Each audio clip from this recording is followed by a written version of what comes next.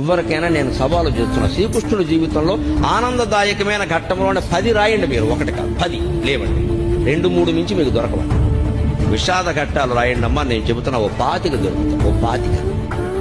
అది శ్రీకృష్ణుడి జీవితం. పుట్టింది జరసాల్లో, పుట్టిందో తల్లిక, పెంచిందో తల్లి, పుట్టిందో తండ్రిక, పెంచింది ఇంకో తండ్రి. అందులో పెంచిన తండ్రికేమో వీడు తన బిడ్డ కాదని తెలుసా, ఆ తల్లికేమో తెలియదా? ఏమి జీవితాలు? అవునడానికి లేదు, కాదనడానికి లేదు. నిజం ఒకటికి తెలుసు, నిజం ఇంకోళ్ళకి తెలియదు. కానీ పెరిగాడు మహానుభావుడు. పుట్టగానే చంపేస్తారనే మేనమామ. మనం ఎంత అదృష్టవంతులు ఉండే అటువంటి మేనమామలు మనకి లేదు. పుట్టని చంపేస్తారనే మేనమామ కత్తెట్టు కూర్చున్నాడు ఆ జైలు దగ్గర.